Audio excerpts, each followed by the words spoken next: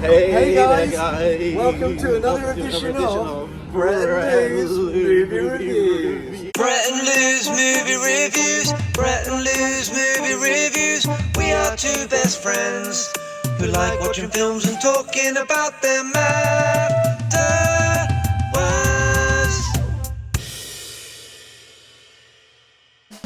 Today we're watching Nosferatu.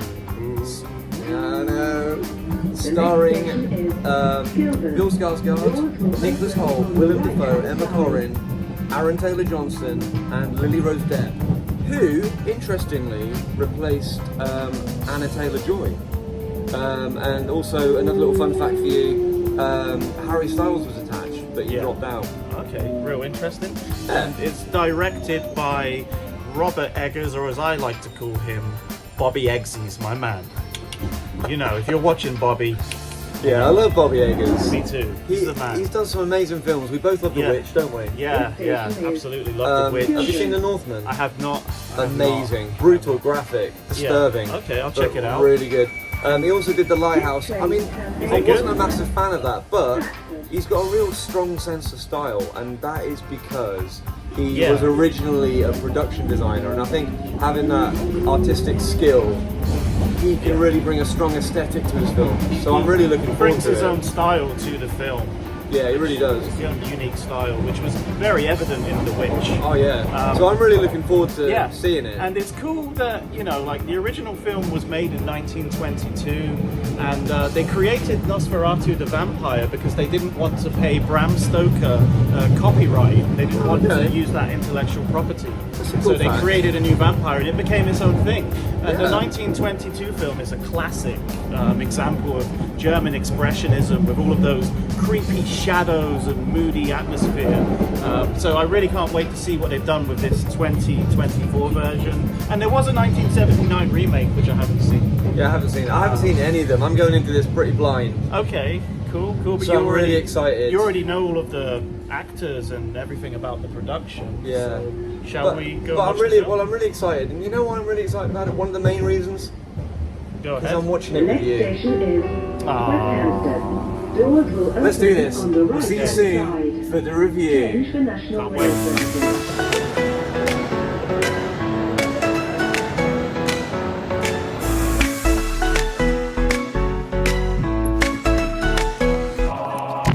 It's vampire time.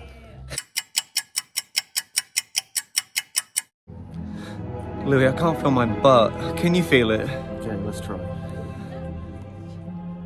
You feel that? No. Anyway, are you ready to review this mother sucker? I'm ready. Let's do this. Do it.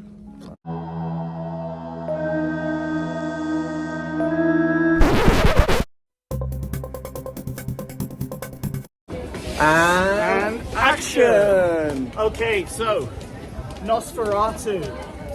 What did you think about Nosferatu? I had quite a lot of expectation based on the other two films that we discussed at the beginning of the video. Yeah. But so because the director directed The Witch, which was great. yeah. And what was the other one? The Nordman. Yeah. So and expectations were high. Yeah, it delivered in so many respects. I think that it was a really masterfully made film in terms of the production, the sets, what he got out of the actors. Yeah. I feel like the actors in other hands, for example, Aaron Taylor-Johnson in the hands of the director for Kraven the Hunter, and Emma, the lady Emma Corrin, I forget her second name, but she was in Deadpool and Wolverine, and in that I thought she was the weakest thing in it, but in this, the director's really got the best out of the actors. Yeah. I see what you mean, I found the acting a little bit hammy. Yeah, like it a little was, bit I like think it was hammy, period drama, like it became a drama more than a horror film. Which is fine. And I just really loved the world that they created, though. Oh my god, it felt like you were back in that period. Really immersive. I felt like I was there. And that for me is like a key part of any film is where it draws the audience into it. Yeah. Into the world that they're created. It makes it believable. Yeah. Which it did for me. It didn't feel like a set. It felt like you were actually felt there. real, didn't it? It was Yeah. amazing. And the build-up in the first act towards seeing Nosferatu was amazing. And the way he makes his way towards the castle in Transylvania was... You were gripped. You were kept in your seat, and it was thrilling at the start. Yeah. Thrilling, but... Oh, wow. This is a big but. A big but. My butt was hurting. Wow, me too. but it was... Man, like that middle act really dragged. I fell asleep at one point. Louis fell asleep at one point. Yeah, and it really dragged. I was so bored. And we have staying power throughout films, generally speaking. We do. You know, it's not that often that we fall asleep. It would have to be really boring. Yeah. The third act picked up a bit, and we were waiting for a big payoff. Yeah. But there wasn't the payoff we expected. Yeah. We were waiting for some kind of big showdown. The ending was disappointing. Yeah. The ending was disappointing. But, I mean, it's like an oil painting. You could look at an oil painting and thoroughly appreciate the skill that's gone into it. Yeah. But it doesn't quite do it for you personally. And I feel like this didn't do it for me personally. Yeah. I'll never watch it again. And that's where moving images are completely different to works of art like paintings and stuff. Yeah, and this was like a painting, wasn't it? When you're looking at a painting, you can look at it for as long as you want and then walk away. Yeah. But when we were looking at this film, we couldn't just walk away when we got bored. Yeah. And that's the key point. I think when Lou was saying about the acting, it's true. It was really hammy, but I think that because of the kind of melodramatic nature of the movie and the style of direction, I think it worked. It wouldn't have worked if anybody else was filming that. It would not have worked. Yeah, of course it was. And Lily Rose Depp. It was appropriate. Yeah, Lily Rose Depp. I mean, I haven't really heard much about her before, but I think that was a really good performance. It kind of reminded me of James McAvoy in Split. Yeah. She actually sometimes metamorphosized into a possessed creature without any special effects. Yeah. It was pure camera work and acting. I would have... Oh, sorry. Sorry. You go on. Yeah, and I just feel like the camera work and her acting alone made it feel like she'd become possessed by this demon or whatever it was. I would have liked to have... Yeah, I agree. I would have liked to have seen more of the, sort of near the beginning when he was travelling to Transylvania or whatever. Yeah. And he stayed in that inn for the night. Yeah. And there was like the gypsy people doing the rituals and that kind of thing. Yeah. Sacrifice. That was so cool. I would have liked to have seen more of that. Yeah, it was so cool. Like that world of the intriguing. Yeah, the 19th century gypsies, Romanian gypsies was so intriguing, wasn't it? It was. I think that was cool. Yeah, I think the casting was really good. I think it's lucky that Aaron Taylor-Johnson has been in this film, and he's going to be in 28 years later this year. Yeah. He's lucky that he's going to be in these two films because Kraven the Hunter could have been a career killer. Yeah. And I think he was really good in this. And fantastic cinematography. It was great cinematography.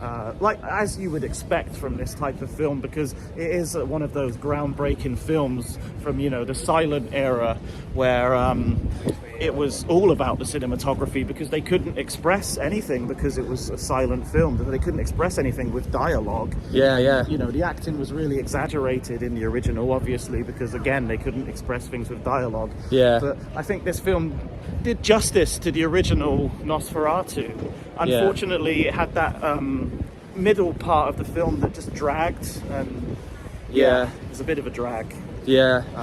The choice of monotone colour at first seemed like it suited the period, and it felt a bit, really depressing and suited the film. But there was a reason for that, and you find out at the end because the ending of the film is direct. Spoiler alert!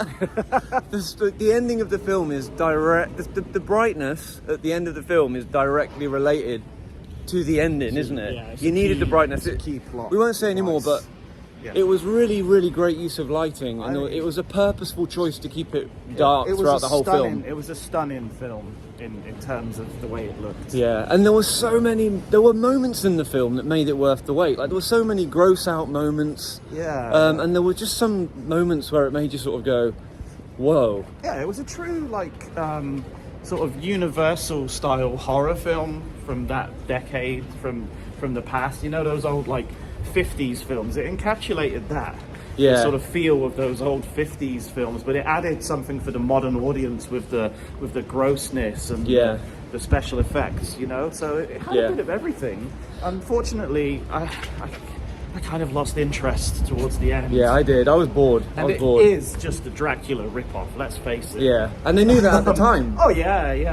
They're not denying that at all. So yeah. So score out of 10. I just want to say one thing. Oh God. I would just one thing. I would. Yeah, go on. I would love it. I'd love to see how Robert Eggers, is that his name? Yeah, Robert Eggers. Yeah. I'd love to see my main him. man, Bob Eggers or whatever. Why did I stutter there? I was like Bob Eggers. You know, God damn it. I'd love to see him direct something that's not a period piece. I'd love to see him. Yeah, okay. I'd love to see him direct like something that's set in modern day. I'd love to see his take on, like for example, I think he'd make a really good Terminator film or a great RoboCop film, like sequel or remake. I don't know. I'd like to challenge him. I think his attention to detail is immaculate. Yeah, Bob, if you're listening, see if you can make a film Eggsies. set in present times. Eggsies, do a RoboCop. Yeah, please make RoboCop for us. Dead or alive, you're coming with me. Eggsies. What's your name, son? Eggsies. Yeah. Okay, right, should we give it a review? Yeah. So, marks out of 10, what do you think? Out of 10, I'm gonna give this film 7 out of 10. Okay. 7 out of 10. It was a good. solid film. It just wasn't perfect, therefore -3 marks. Yeah. How about you? I'm gonna give this out of 10 7. Like me? Yeah. You copied me. We did the same score. I didn't copy you. Be a bit more original. I have next my own time. mind, you know. I think I would have given it 9 for craftsmanship, but I would have given it for 5 or 6 for interest. So if you average it out, it's about 7. I liked it. Yeah. Just before we go, I just want to say we made it to 100 subscribers, guys. I mean, we don't do it for the subscribers. We do this because we love just hanging out with each other and watching films, don't we? What? Yeah, what he Well, said. well, What I he do, said. anyway. I do it for the subscribers and the views. So. Cha-ching! Ad revenue! Cha-ching! Wow. So anyway, So thanks for subscribing, like, comment, and guys. subscribe now. Cha-ching! Okay, right. Take it easy, guys. We'll see you next week for our next movie Thanks review. for watching. We really appreciate it. Okay. And obviously, that was a joke. I'm Yeah. not in it for the money because we're not Yeah. making any money. Exactly.